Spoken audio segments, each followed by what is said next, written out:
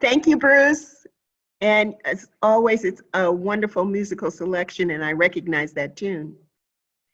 That was Be Thou My Vision. Good morning, everyone, and welcome to the Treasure Coast Unitarian Universalist Congregation in Stuart, Florida. Today is Sunday, August 16th, 2020. My name is Pam Corbin, and I will be your worship associate today. We're happy to have our minister, Bob MacDonald, with us today. And a big, big thanks to those who helped with the service. Bruce Ruby, our music director. Our Zoom host, Ken Texeira, and Karina Poloni, and Janet Grote, who are on standby. Janet is on standby in case we need technical help. So that's Ken, Karina, and Janet who are on standby in case we need technical help. We will mute everyone to avoid any noise in the background, and please remain muted. We are a welcoming congregation. We welcome people of all gender identities, races, ages, and backgrounds. Thank you for being with us today. We are holding Zoom services every Sunday at 11 a.m. and hope that you can continue to join us. Announcements are made in our Friday online newsletter. To be on our list or to find out more information about us, go to our website at tcuuc.org.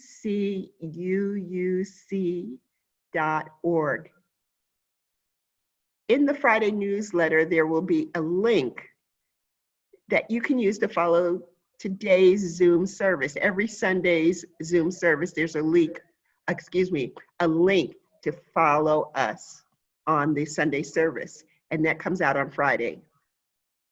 While you're there, there's a notice for online giving. Checks are good too. 21 Southeast Central Parkway, Stuart, Florida is our address, and needless to say, we still have to pay for our lights. We still have to pay for maintenance. We still have to pay various people who work here. So our expenses are ongoing. Thank you. Now, Bob, our minister, will light the chalice.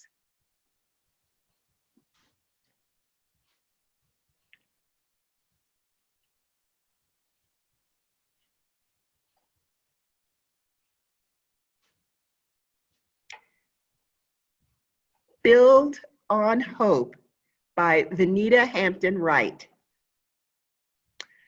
What a mess. If anything can go wrong, it will.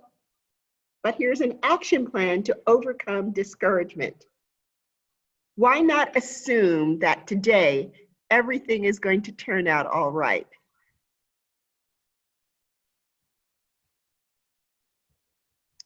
Your family, your work, your life calling, your community, they are headed in the right direction. Just assume all that. What is your action plan to bring that all to come about? Rather than trying to prepare for the worst possible scenario, dare to build on your day's words and actions. On hope. We had another sermon, don't lose hope. Act as if you expect people to do their jobs well. Wow. Act as if you will do well. Your kids will turn out all right. Your community will do well and become healthier, cleaner, wiser, and safer each and every day. I will not base my actions on the prophecies of doomsayers. And I will also check facts.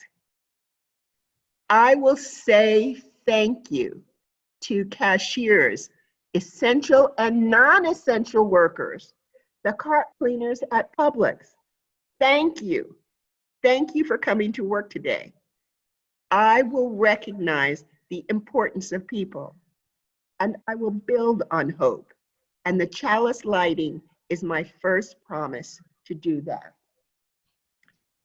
These are my opening words. So what will be my legacy to mankind during this emergency? I will work towards change. I will choose not to care about every little thing. I brought joy into a friend's life. I called someone. Even better, I sent someone a letter. People know that's my recurring theme. Get out an envelope and a piece of paper and write somebody a letter. It's a gift. I took a walk. I took breathing lessons. I got quiet. I relived good times. I smiled, even under the mask. Namaste. Now we will sing hymn number 20, Be Thou My Vision. Bruce?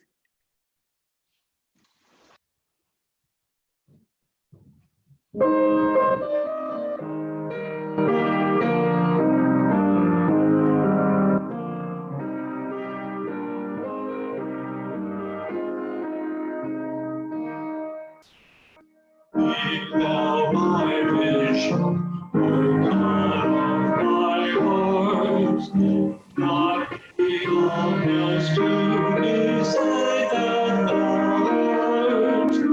Thou my guest, God, my day or my night.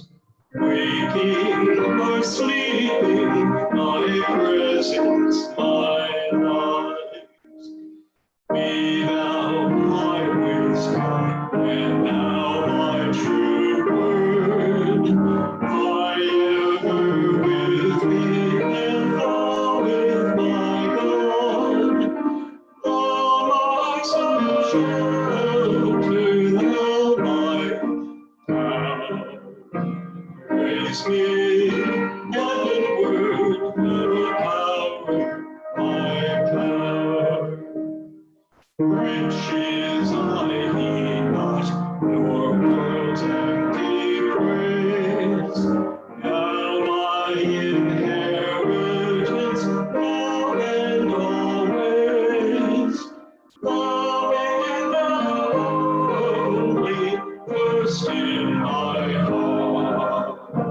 Sovereign of heaven, my treasure, thou art. Thank you, Bruce. Now let us recite our affirmation, speaking the first verse and singing the second. Love is the spirit of this church, and service is its law. This is our great covenant, to dwell together in peace, to seek the truth in love, and to help one another.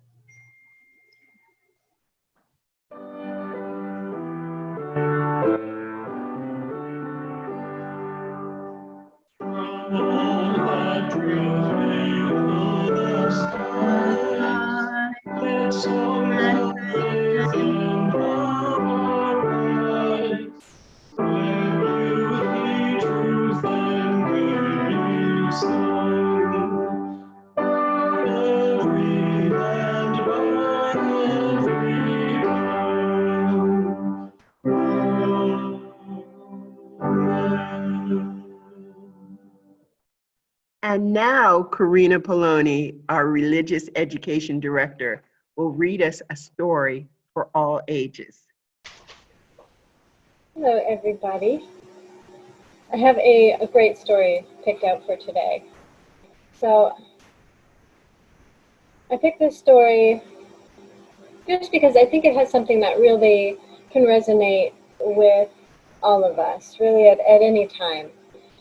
Because so often in life, our vision is limited by kind of the status quo, or the way things are. Like we get what we expect, one might say.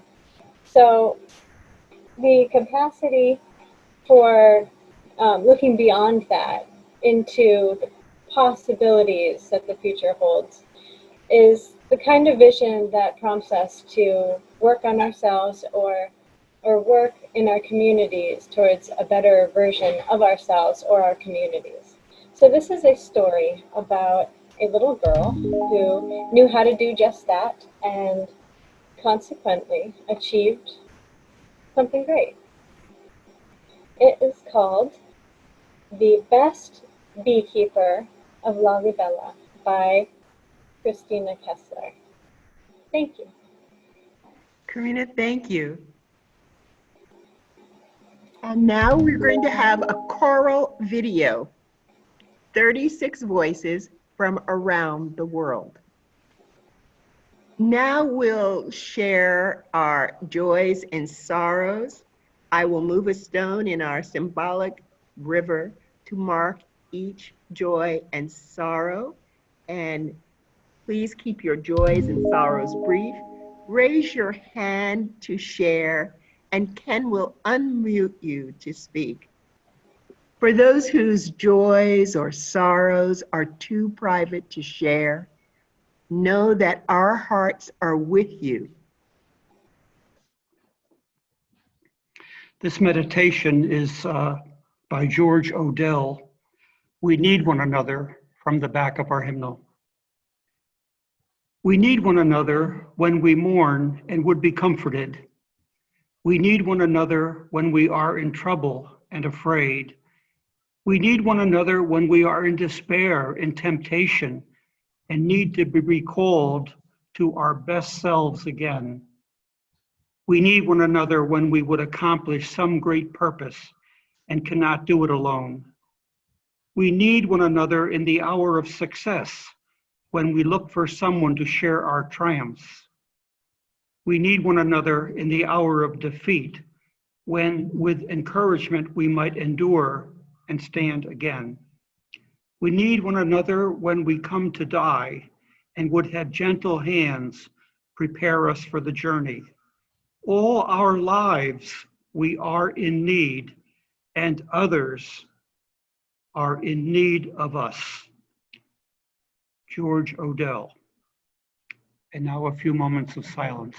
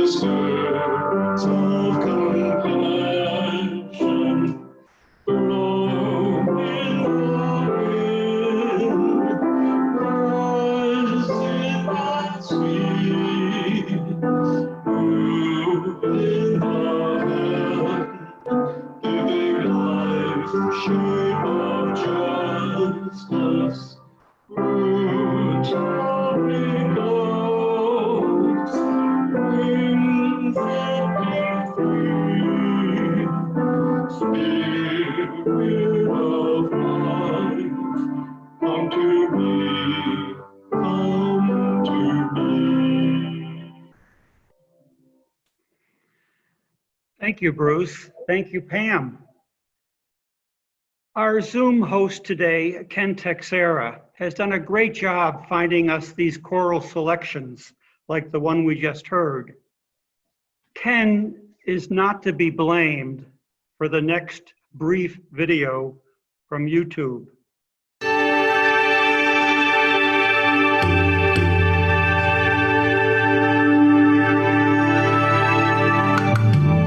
All of our representatives are currently busy. Please stay on the line, and your call will be answered by the next available representative. The estimated hold time is currently less than 96 minutes. You are currently caller number 32, waiting to speak with a representative. Thank you for your patience.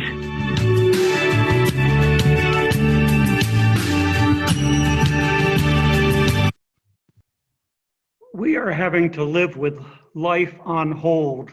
Hold, please. Pause. And would that the wait was only 96 minutes. As we check in with each other Tuesdays at 1, it's interesting to hear the positives that people have somewhat surprisingly discovered in the past 5 or 6 months. UUs find positives as they place their lives on hold. I spend more time watching the swampy creek or moat, whatever it is behind our home, an offshoot of the St. Lucie River. Waterfowl and tortoises abound, and the bird feeder gets more attention these days. The negatives are there glaring also, but UUs are resourceful and find upsides. Things they might not have made time for if they hadn't been told, go to your room and stay there. We share joys and sorrows, but we really need joys because when we turn on TV, we see those damnable numbers. As I trolled YouTube looking for a please hold telephone specimen, I found a clip of instructions, training, and how to tell people to hold. Rather, how to ask people to hold, because it said, you can't put people on hold without their permission. But a lot is happening to us now without our permission. When you call a medical office or any shopping place and get a human to answer, and the human says, please hold, and then music, which is to calm you in your holding pattern. Sometimes you even get the headline so you won't feel like your time is being wasted. And when you are standing in front of a receptionist or a clerk and the phone rings, you might think, wait, doesn't the body in front of you take priority over a phone call? That could be a wrong number or your last disgruntled customer. Well, it's just the human condition that when you are that body in front of a receptionist or clerk and the phone rings and you witness the action of please hold, click, you don't feel too negatively about being the obvious priority. And of course you don't ask, shouldn't you get their permission to put them on hold? Maybe we just take comfort in the parental consolation many of us got, like that dreaded, unexplained spoonful of cod liver oil. Life isn't fair. Maybe we were told that for little unfairnesses to prepare us in case of a pandemic. Well, we are getting that royally now as we try to avoid or stay clear of, stay out of the huge statistical accumulations, the number of cases, the number of deaths. So the continuing question is not only how do we survive it, but how do we maybe grow or come out stronger. Honesty always helps. I really appreciated Mrs. Obama sharing her struggle with depression. She had plans for a productive life and daughters to behold as they launched their adulthood. Please hold, click. I have a grandson who got into the college of his choice and planned to start a life there this month. So now it's online until the spring, hopefully, maybe. Please hold. So that's a kid having to wait, and we all know how well they do that. I remember that point of excitement. Don't we all remember that time in our lives? Launch our own life. It started with a Greyhound bus for me from Albany to Buffalo to join my roommate-to-be, whose parents drove us to West Virginia. There were tears of joy and fear as I buried my head in something against the window of the bus to look as if I was sleeping. New chapters with outcomes to be decided can be scary. Now is the time, or so it seems to me, to pay attention to the resources we have stored in our depth. Netflix can be relied on to tell us what to binge on. Ditto the great courses. And the travel sites are offering staycation specials to keep up interest in far off places, should the time ever come. But we have guiding lights, resources to help us hold on as long as we need to. And because we are UU, we have a smorgasbord, a veritable spiritual buffet of such resources. I want to tell you about one of mine. They are the Hebrew Psalms, songs, poetry. Speaking of Hebrew, I contacted the local rabbi this week to see if there was interest in a Thanksgiving Eve community service for all of us. They don't do Zoom, they live stream, I was told, so planning to be continued. I would do the same with the local imam or the assistant, Mohammed. When we used to meet for our bridge meetings of Jews, Muslims, and UUs, the imam often asked me, "What is your sacred book?" They have their Quran. The Jews have their sacred books of Moses. I didn't know what to say. So I said, we recognize many books are sacred and they all have inspiration. And our hymnal has readings in the back from many sacred books. I didn't think I could get away with our hymnal as our sacred book. Readings that capture the Jewish spirit include lessons, include psalms in the back of our hymnal. Many psalms are like mountain peaks, calling us to look up and behold beauty. What great mountains have you beheld in awe? We got to see Mount Fuji at a distance, but what a wow. The Hebrew sacred psalms are like that for my spirit. I have committed several to memory. Peaks like, "The Lord is my shepherd, I shall not want." Modern translation, "I shall not want" means I have everything I need. Good to know. I may often feel unguided and act unguided, but when I stop to think about it, like while I'm pausing, I know there has been guidance. Like from Psalm 8, "What is man that thou art mindful of him?" We can feel so little and helpless and vulnerable. What is man that thou art mindful of him? Yet thou hast made him and her.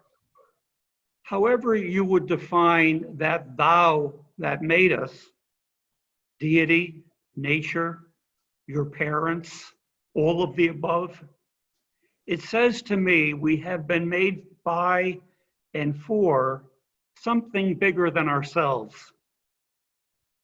Many times in life, I wasn't smart enough to pause and remember that. Often some crisis, in good part of my own making, made me stop, pause, and cry for help. Yet thou hast made him. Good to remember. There are so many high and deep spiritual reaches in the Hebrew Psalm. I lift up my eyes to the hills from whence cometh my help. Whither shall I go from thy spirit and escape thy presence? What we are and have in our depth is always with us, whether attended to or paused. What has also endeared this spiritual treasury to me is its humanness. In seminary, I learned from a Hebrew professor that there is a line in the Psalms of the Hebrew people being taunted by their invaders, their captors. And the taunt was, where is your deity now? Where is your deity now when you could use a deity? Has he turned aside? And the prophet told us, turned aside literally translates, responded to the call of nature. Now there's a taunt. Another human touch of the Psalms is the amount of complaining, evidenced in what I have learned is the most common, most frequent Hebrew prayer. How long, O Lord? So the spiritual highs are for holding on for and holding on through long sieges of, well, lows, certainly not highs. Times that are better captured more by felt absence than presence. And probably the most honest portrayal of this holding on is the grumbling Tevye of Fiddler, adorable but a constant complainer of what he struggles to believe in spite of all evidence to the contrary. So the humanness of the Psalms for me is you remember the lines that lift because life means a lot coming at you that doesn't lift. So we need examples of people like John Lewis who got beat but who got up, and inspire us to do the same. Part of the greatness of the Psalms, Jewish piety, is their transforming power. I can't read Psalm 8, what is a human life? We can seem so small, but thou hast made him. We are capable of so much. And that means all the individuals on the planet. And that reminds us of the principle in the front of our book, the hymnal, our first principle, the dignity of every person. And I can't read Psalm 24, the earth is the Lord's, without knowing, realizing, the earth may be the Lord's, but you and I have to protect it. I want my grandchildren's grandchildren to behold its beauty and to pass it on, clean and green and unspoiled as much as possible. Remember that Native American's face with the big tear? Enough said. With all the pain and fear about, this pause is a time to work on and be worked on by what has nurtured our souls. I might be wrong, but I don't think UUs are notorious for prayer and piety. We don't fill up at the same pump, but UUs are known for getting to work. So we can turn on the news and we have at least two choices. We can get depressed and or we can get busy. Our closing hymn, savor these words as we sing 94. What is this life?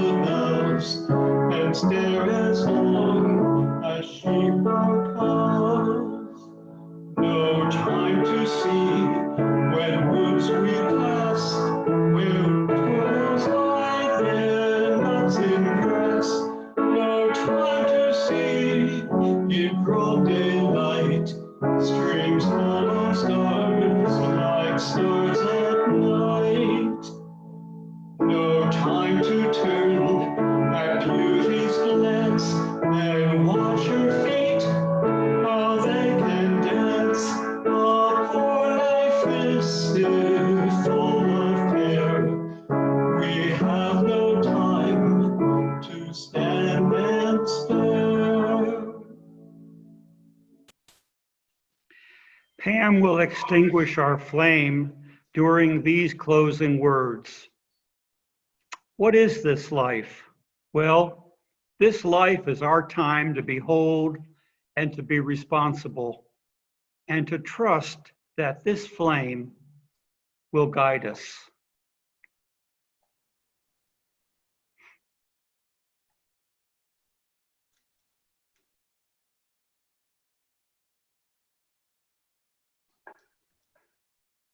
In a moment, Bruce will introduce and play the postlude. After that, plan to stay for our coffee hour. Turn on gallery in the upper right. Thank you, Bruce. The postlude this morning is entitled, Whose Love Through Humble Service.